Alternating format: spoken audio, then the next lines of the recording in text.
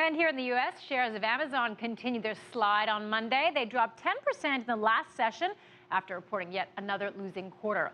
Last week, the company reported a loss of $126 million. But here's the kicker. Amazon took in more than $19 billion in sales. That's 23% more than a year before. The main reason for Amazon's failure to turn a profit is that it simply spends a lot. The company invests in large warehouses to store all the merchandise it sells, and it has been spending on infrastructure to expand internationally. Now compare that model to Alibaba, the Chinese e-commerce giant, and then some. Alibaba simply acts as a go-between or marketplace for online buyers and sellers. Alibaba also sells advertising space for merchants who want to be featured higher on searches. The net result? The company said its annual profit nearly tripled in the last fiscal year to $3.71 billion. It is due to go public as soon as September. Now, for more on where Alibaba and Amazon and e-commerce stands as Alibaba gears up for an IPO, we are joined by Ari Zoldan. He's the CEO of Quantum Networks. Ari, thank you for joining us. Great to be here again, Karina. All right, let's start with the state of e-commerce here in the U.S. Sure. We had two reports, one in Russia, that it's booming in Russia, same thing in China.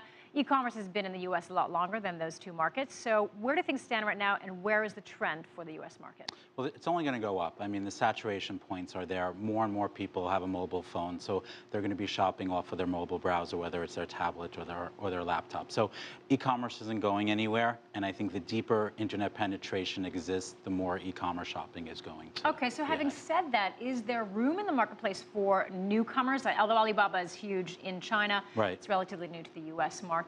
And we know that they're preparing for their IPO. Sure. Is there going to be space for them to make inroads among U.S. consumers? I think so, but I think that there's going to be a real learning curve. We spoke about last time. There's going to be a real learning curve involved because Alibaba is a B2B. It's a business-to-business place. So you have buyers and sellers coming together. They don't hold inventory. They're just matchmakers. Where Amazon takes inventory, that's the reason why their costs are just astronomical. Okay, now speaking of the costs, that's of course what hurt their profits. Right. But going forward, do you see them returning to profitability, and if so, when?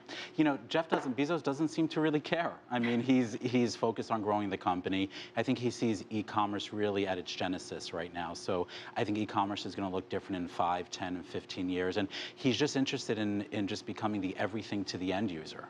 And he's about instant delivery. He wants to make the customer happy, and he doesn't really care right now about profitability. He doesn't care, but the investors do. The investors do care. Clearly, the stock sold off 10% when the earnings came out. I mean, the people who are selling off right now, are they short-sighted, or are these sort of people who are seriously concerned about the long-term profitability of the company? I don't think so. I mean, I think Amazon is, they're the 800-pound gorilla in this space. They're not going anywhere, and they're probably looking to free up some cash temporarily. So they're probably short positions. I don't think that they're concerned about Alibaba taking a stake in the U.S. market. Okay, so when you say they're short positions right now, is it because they want to take money out of the market because they're concerned about the overall market, do you think, getting too frothy, or is it about they want to take some of the money out of, say, Amazon and perhaps invest it when Alibaba goes public? I think so. It's possible. I mean, look, they are looking at this huge, I think probably the largest IPO in history.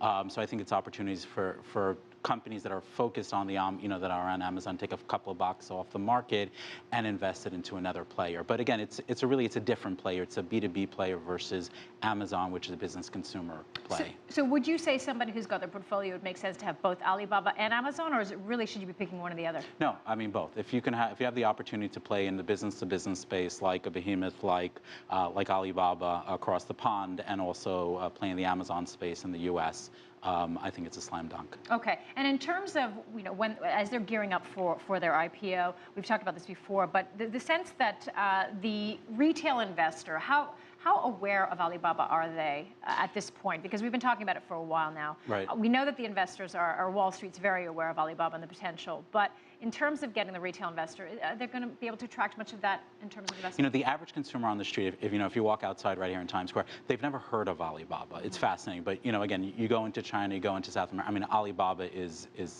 all over the place. So I think that there's going to be a learning curve. There's some education involved. What is a B2B marketplace? How can somebody play? How can a business or consumer play in the space? So there's going to be a learning curve involved.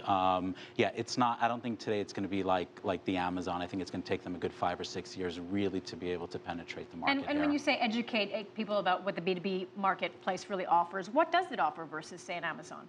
So if I'm a manufacturer and I'm looking to try to reach the end user, I'm a manufacturer looking to reach another wholesaler or a retailer, all the platform does is that it connects the buyer with the seller. Okay. And it's typically based on volume. So if I'm interested in turning out 30 or 40 different sweaters in a specific color, you go out there, you put out your bid, and then you'll have people bidding on your business. And then, so basically, it's a bet on the success of the businesses, less than a bet on the success of the consumer. So if you're worried about consumer spending in the U.S., correct, perhaps an Alibaba would be a better play for you. Correct, exactly. Okay. Great stuff. All right, so are you planning on getting into the stock? If I can get it, yeah. If I can get a small slice of it, right, it would be a great, be the challenge. Be a great bet. Yeah, Okay, all right. It would be a great bet. Thank you so much for joining. That My was pleasure. Ari Zoldan, the CEO of Quantum Networks.